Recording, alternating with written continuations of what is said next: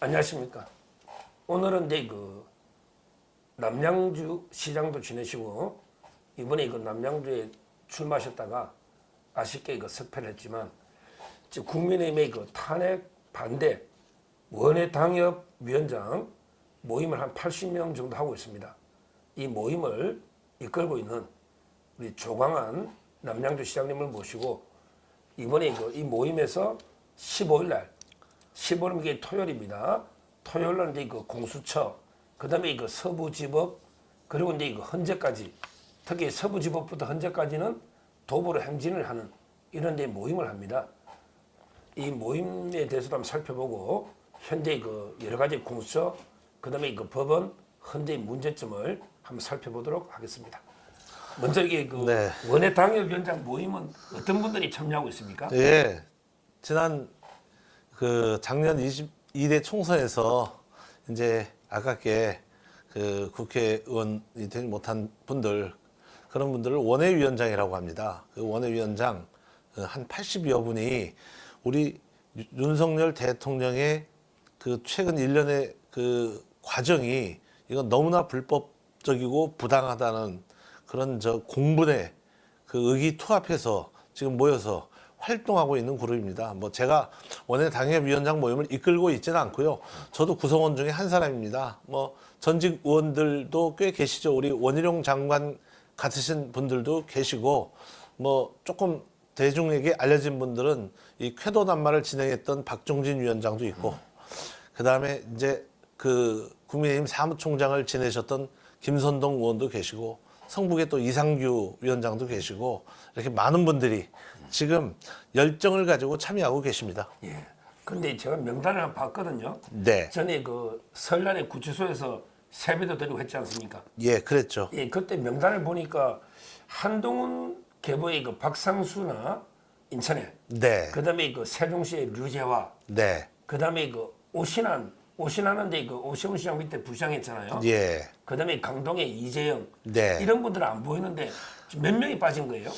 글쎄 이제 저희 원외위원장이 모두 한 115명 정도 지금 되는데 80분 정도가 적극적으로 참여하고 계시는 거고, 이제 다른 35분들 정도가 계시는데, 저희가 이 모임을 주도를 하면서 다 정치인들이기 때문에 그렇게 압박이나 강요를 하지는 말자.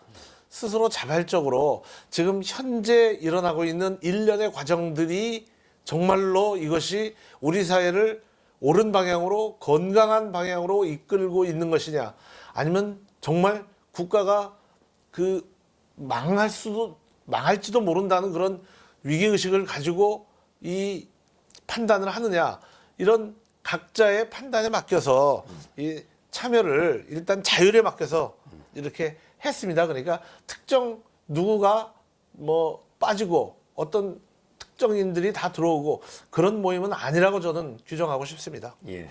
자, 그러면 이제 첫 모이는 게 토요일 날 공수처에서 10시쯤에 모이잖아요. 예. 저는 이번에 대통령 불법 체포 구금, 네. 이게 오동훈의 난이다.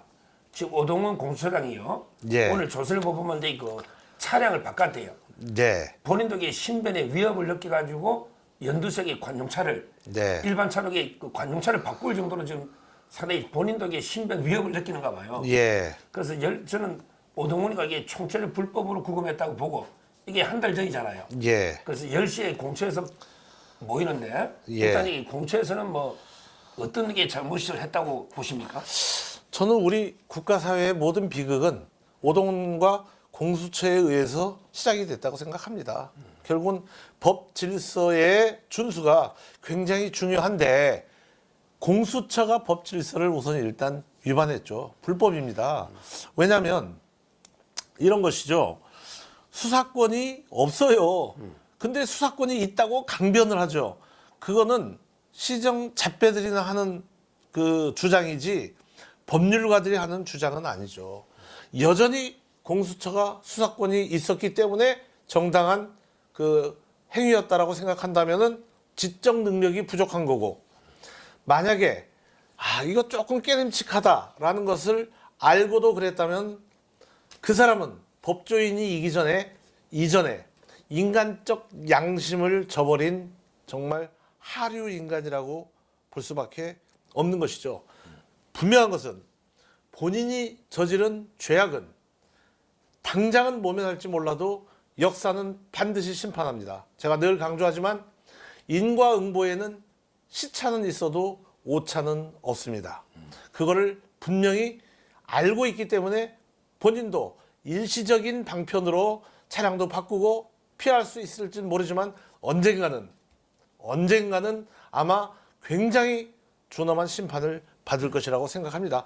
모든 우리 사회에 지금 현재 일어나고 있는 비극은 오동훈과 공수처에 의해서 시작됐다고 봐야 됩니다. 그래서 대통령께서 1월 15일 날 10시 33분에 불법 체포가 되셨습니다. 그걸 우리는 모두가 똑똑히 기억해야 됩니다. 그래서 대통령께서 불법 체포 대신 한 달째 되는 2월 15일 10시 33분에 오동훈과 공수처의 역사적인 죄악을 다시 한번 상기시키고자 저희 원외위원장 80여 명이 모여서 이 행사를 시작하게 됐습니다. 예, 저도요. 공수처가 이제 그 직권남용을 가지고 이제 그 관련 사건으로 내란 수사했잖아요. 예, 근데 이 직권남용의 소추 특권 때문에 결국은 이게 내란밖에 기소를 못했어요. 예, 그러니까 명백하게 수사권이 없는데 했고, 예, 특히 대통령 관저 들어갈 때 그 50억 경비단 있잖아요. 네, 직인까지 쏘기가지고 공문서를 위조했다고 저는 보거든요. 예, 그러니까 오동원을 이렇게 저는 직권남용과 네, 공문서 위조를 이게 법으로 구속해야 되는 거 아닌가? 예, 우리가 이게 뭐 전에 서부지법의 공수 차량을 부숴버린 것처럼 사적 보복보다 예. 우리가 법으로 응징을 해야 된다. 예. 이렇게 봅니다. 근데 법으로 응징하겠다고 나서는 국가기관이 없어요. 정말 저는 정말 심각하게 생각하는 게 예. 우리 국가 주요 기관이 사적 친소 관계에 의해서 특정 세력의 도구가 돼 버렸어요. 그러니까 우리가 일반 상식적으로 이거 정말로 문제 있다는 것에 대해서는 전혀 지금 손대지 않고 있어요. 오로지 대통령 탄핵을 어떤 형식이든지 빨리 마무리해서 끌어내리겠다. 여기에 모두가 다 저기 이 몰아져 있죠. 분명한 거는 우리 사회의 주요 국가기관, 예를 들면 헌재, 공수처, 서부지법, 검찰, 경찰, 검찰과 경찰은 정치화된 검찰, 경찰을 저는 얘기합니다.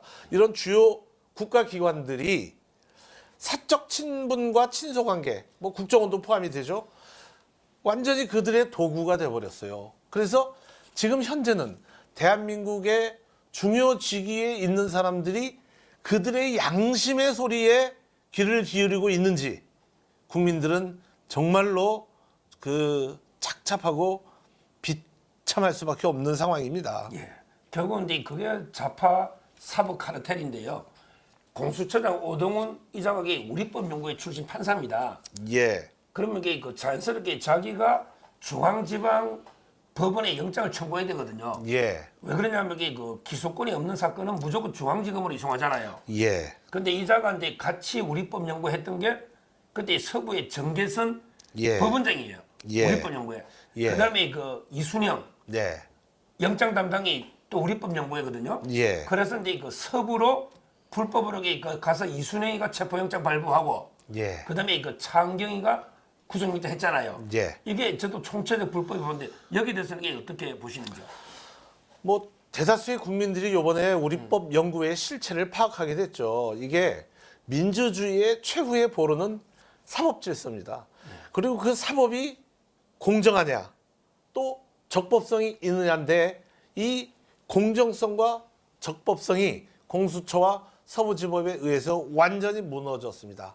아까도 말씀드렸지만 사적 세력의 도구가 돼버렸어요. 본인들 스스로가 그것을 알고 했다면 진짜 파렴치하고 나쁜 사람들이고 여전히 그것을 모르고 있다든가 또 여전히 그것을 외면한다든가 그러면 그건 진짜 양심 없는 사람이죠. 시정 잡배만도 못한 사람들입니다. 저는 이번에 일련의 사태를 보면서 인간이 어떻게 이렇게까지 저질이 될 수 있을까 싶을 정도로 이 쓰레기가 돼버린 이 우리 사회의 핵심에 있는 분들의 그 사람들을 보면서 너무너무 좌절하고 있습니다. 근데 그때 제가 서부지법 사건이 있었잖아요. 안타까운 네. 불행한 사건이 있었잖아요. 네. 그 이후에 제가 최근에 가보니까 법원 앞에 경비가 계속 그 경찰이 네. 차벽으로 막고 있어요. 네. 근데 이번에 집회가 거기서 이제 본격 집회잖아요. 네. 공수에서 규탄대 하고 네. 그다음에 그 지하철로 이동해서 네. 서부에서 이렇게 집회를 하잖아요. 예. 서부에 어디서 위치를 합니까? 한 몇 분 정도 참여합니까? 코리아 아카데미텔 근처에서 다들 모여서 행진한다고 하는데요. 이제 이거죠. 역사의 비극은 공수처에서 시작됐고 그 공수처의 적법하지 않은 행위를 서부지법은 동조를 한 것이고 그렇기 때문에 책임을 면할 수 없다고 생각합니다. 그래서 공수처에서 저희가 이 역사적 과오에 대해서 지적을 하는 것이고 그 다음에 서부지법 또한 거기서 벗어날 수 없다고 생각하는 것이고 서부지법에서 출발을 해서 지금 우리 사회에서 가장 문제는 공정하지 않다는 겁니다. 그리고 정의롭지 못하다는 것이죠. 헌법재판소 지금 거의 망가질 대로 망가져 있는데 끝까지 헌법재판소가 지금과 같은 태도로 결정을 내리면은 이거는 국가적 재앙이 될 것입니다. 헌법재판소가 그 사안을 분명히 인식하고 깨닫고 지금이라도 정신 바짝 차리고 공정과 정의로운 사법적 판단을 내려줄 것을 촉구하는 도보 행진을 하는 것입니다. 출발점이 서부지법이고 종착점이 헌법재판소입니다. 12시에 서부지법에 모여서 우리 사회의 불공정과 부정의에 대해서 우리가 경각심을 높이는 이 행사에 꼭 많은 분들이 참석하셔서 헌법재판소의 아나무인과 오만방자함을 우리가 교정시켜줘야 된다고 저는 생각하고 있습니다. 지금 이제 그 헌재도 문흥대가 소장 대행인데요. 예, 우리법연구회. 예, 그다음에 이미선. 예. 우리법연구회. 예, 그리고 이제 그 정계선. 예, 이런 자들이 졸속을 해가지고요. 예, 박근혜 대통령이 17번 했는데 지금 오늘 8차거든요. 예, 오늘 이렇게 종결해가지고 갑자기 뭐 2월 말이나 3월 초에 예, 졸속으로 이렇게 탄핵 인용하겠다. 예. 이러면 이게 제가 보기에 진짜 내전 날 것 같거든요. 예. 이게 어떻게 결과를 보십니까? 아무튼 제가 다른 데서도 그런 말씀을 드렸는데 저는 정말 우리 국가가 이 위기 상황을 벗어나려면은 헌법재판소가 제대로 된 판단을 해야 된다는 간절한 소망이 있는데 지금까지 진행되는 결과를 보면은 참으로 마음이 무겁습니다. 그래서 저는 헌재가 국가와 국민을 생각해서 정말로 제대로 된 판단을 내려줘야 된다고 생각하는데 지난번 이진숙 방통위원장에 대한 헌재의 결정을 보면 4대4. 4대4로 갈렸지 않습니까? 야, 그런데 인용을 결정한 헌법재판관들의 자질과 그들의 이 인간적인 뭐라 그럴까요?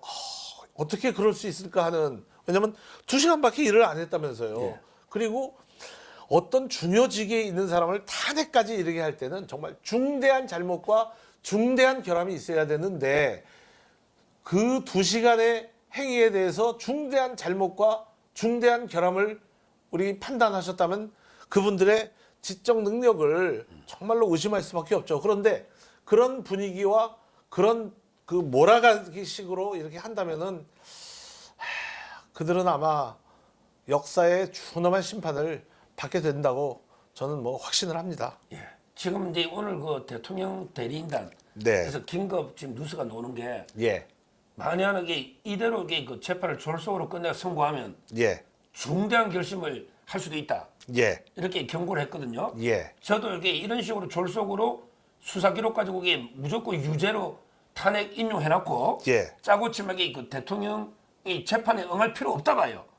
우리 옛날에 예. 박근혜 대통령 그랬지만 이 재판을 이렇게 보이콧하고 예. 아예 그냥 헌재 무시하고요. 예. 저는 정치 투쟁으로 예. 아예 가는 게 맞다 보거든요. 예. 여기 대해서는 어떻게 생각하십니까? 저는 지난번에 이재명의 과도한 오만방자함에 대한 이 결단을 가지고 제가 투쟁을 했었습니다만은 저는 보편적 상식의 테두리에서 했기 때문에 그 보편적 상식의 범위를 벗어난 그 어떠한 상황을 가정하고 싶지는 않습니다. 다만 전 정말로 비참하고 슬픈 것은 제가 몇 번씩 지금 오늘 말씀드리지만 이 모든 게 정말 어떻게 인간이 그 정도까지 타락할 수 있는가인데 이게 그런 것 같아요. 그래서 제가 이제 우리 사회를 지금 망가뜨리고 있는 7대 악의 축이라고 이렇게 정리를 했어요. 이 7대 악의 축이 우선 일단 이재명의 민주당입니다. 예. 예. 그리고 완전히 지금 망가지려고 발버둥 치고 있는 헌법재판소입니다. 또 한 군데가 황당한 공수처입니다. 그런 억지와 그 어깃장이 어디 있겠습니까? 아니, 대통령께서 계엄을 하실 때 그거에 대한 평가는 달리하더라도 군인 겨우 1000명 안짝을 동원을 했는데 대통령 불법 체포에 3,700명을 동원을 했어요. 야, 이게 가능한 건 이게 정상적 나라에서 가능한지. 그다음에 또 네 번째는 그런 황당한 공수처의 부안해동안 어처구니 없는 서부지법 무슨 판사죠? 이순영 판사 그리고 최은경 판사 그리고 이 정치화된 검찰 예. 그냥 마구잡이로 하지 않습니까? 그리고 또 정치화된 경찰 예. 그 다음에 이제 마지막으로 한 가지 덧붙이면 이성이 마비된 특정 언론들 기사를 볼 필요도 없어요. 제목만 보면 저 사람들이 무슨 얘기 하려고 그런지가 그냥 나와요. 그냥 기사를 읽어볼 필요 없습니다. 어느 언론이고 어떤 제목이냐 보면은 그냥 딱 어떻게 썼겠구나를 우리가 판단할 수 있습니다. 이미 언론의 기능을 상실한 거죠. 이 그룹들이 저는 온갖 전횡을 일삼으면서 완전히 저는 인간이기를 포기한 그룹들 아니냐 이런 생각을 하고 이런 분들이 사실은 수치심이라는 거를 전혀 느끼지를 못하고 있어요. 가장 우려하는 거는 이 수치심이 완전히 사라져버린 사회가 됐어요. 부끄러워서도 그렇게 못합니다. 이제는 근데 부끄러워하지도 않아요. 그냥 그런 분들은 좋은 데 가서 밥 먹고 술 한잔 하면서 또 우리가 이렇게 해가지고 나의 기득권을 지켰다. 또 이렇게 해서 권력도 지켰고 앞으로 더 좋은 자리에 갈 수 있을 것 같다. 이제 이렇게 사시는 게 인생의 목표가 아닌가 저는 그렇게 생각하고 있습니다. 예. 7대의 그 악의 축에 대해서 저도 네. 100% 전적으로 동감하고요. 그중에 7대 악의 축 중에 1번이 이재명과 민주당 꼽았잖아요. 예. 우리 그 시장님이 남양주 시장 할 때 이재명이가 경기도지사 할 때 예. 정책적으로 그 많은 탄압이라고 해야 되나? 예. 감사도 막 하고요. 예. 이러게 또 어떻게 보면 이게 이재명 킬러로 예. 활동했지 않습니까? 예. 근데 저는 이번에 헌재가 졸속 끝내는 거는요. 이재명 재판에 보다기 빨리 끝내서 조기 대선해야 예. 이재명 재판이 확정되기 전에 예. 이재명이 출마길을 열어주려고 보고 있거든요. 예. 이 부분은 어떻게 생각하십니까? 아니 저도 전적으로 동감을 하죠. 저는 그 국회에서 탄핵을 의결하고 헌법재판소로 딱 넘어왔을 때 헌법재판소 공보관이 처음으로 했던 그 발표가 있어요.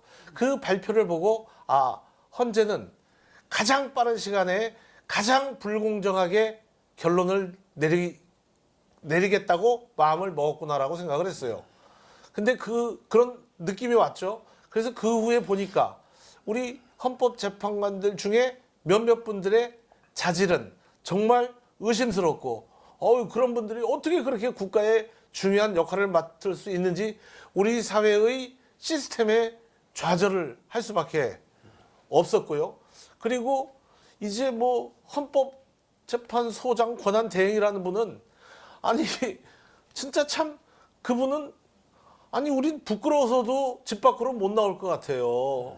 어떻게 그런 사람이 국가의 마지막 그 보루인 헌법재판소에 권한 대행을 하고 있는지 우리 법 연구회 소속이고 또 제가 가장 이 사람은 진짜 문제 많은 사람인데 이재명이라는 사람은요 일일이 얘기하자면 제가 끝이 없습니다만 그거 다 얘기하기엔 구질구질하고요. 정말 치졸하고 치사하고 잔인한 사람입니다. 겪어보지 않은 사람은 몰라요. 그리고 이재명이라는 사람을 그래도 여전히 지지하는 사람들은 무슨 주술에 걸린 사람들 아닌가 저는 그렇게 생각을 하고 있는데요. 그 이재명이라는 사람하고 둘이 굉장히 사적 친분이 있다잖아요. 우리 속담에 있잖아요. 유유상종이라고.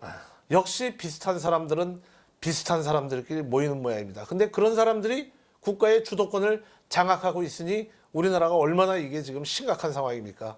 나라가 무너질지도 모릅니다. 그러니까 이재명하고 이제 문영배가 사법연수원 18기 동기고 그다음에 같은 노동부 학회 정성화고요. 네. 아마 이게 친분이 있는 거고요. 지금 이제 저희가 그 공수처 법원 헌재까지 문제 살펴봤고요. 예. 이번에 토요일하고 마지막으로 이제 앞으로 이 원외 당협위원장 모임 앞으로 그 활동을 어떻게 하실지 그 계획을 좀 말씀해 주세요. 원외 당협위원장들은 참 저기 무슨 권한이 없습니다. 굉장히 왜소하죠. 저희들끼리 모여서 몸부림이라도 쳐보자는 심정으로 한남동 관저 지키기부터 시작을 해서 온갖 군데를 다 돌아다니고 있습니다. 한남동, 중앙지법, 공수처, 헌법재판소, 서울구치소, 국가인권위원회 등등을 돌아다니면서 눈물겨운 노력을 하고 있습니다. 저희들이 할 수 있는 것은 우리 대한민국을 그래도 사랑하고 지키고자 하는 국민들께 호소드리는 것 말고는 그 어떠한 것도 저희들한테 없습니다. 저희들의 아주 절절한 열정에 대해서 우리 국민들께서 공감을 좀 해주시고 저희들은 끝까지 마지막 순간까지 희망을 포기하지 않고 우리 국가의 정상적 질서, 우리 국가가 정상적 질서로 회복될 때까지 노력을 하고자 하는 것입니다. 그래서 저희가 심혈을 기울여서 우리 80명 원외 당협위원장들이 2월 15일 대통령 불법 체포 한 달을 맞이해서 서로 일치 단결해서 공수처, 서부지법, 헌법재판소에서 행동을 옮기는 것이고 2월 15일 이후의 행동은 저희들 내부적 논의를 거쳐서 또 국민들께 신뢰를 받을 수 있고 공감을 받을 수 있는 방향으로 노력하고자 합니다. 전에 그 총선 때 한번 뵙고 네. 두 번째죠. 네. 이 무척 노셨으니까 저희 마지막으로 네. 저희 서종 TV 구독자도 많이 늘었어요. 예. 한 58만 돼 있거든요. 네. 마지막 한 말씀 이게 인사 말씀 예. 부탁드리겠습니다. 나라가 참 어렵고 힘듭니다. 또 저 역시 마찬가지로 낙선했기 때문에 별로 편하지는 않은 것이고 그러나 그럼에도 불구하고 이 국가와 우리 국가를 정상적 국가로 만들기 위한 노력을 포기하지 않고 있습니다. 또 그리고 생각이 있고 지각이 있는 국민들에게 위로가 될 수 있도록 노력을 하고 있습니다. 저 역시 힘들고 어렵기 때문에 우리 옆에 계신 서정욱 TV를 가끔가다 보면서 저의 힘든 심신을 달래곤 합니다. 우리 서정욱 TV 구독자, 애독자분들께서 저도 열심히 보다 보니까 이렇게 알게 되었는데요.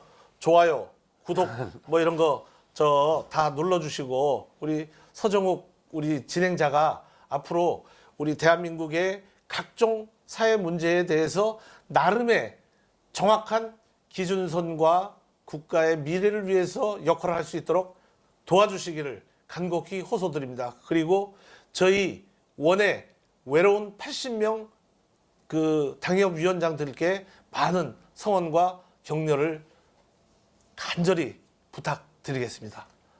예, 감사합니다. 예, 고맙습니다. 감사합니다.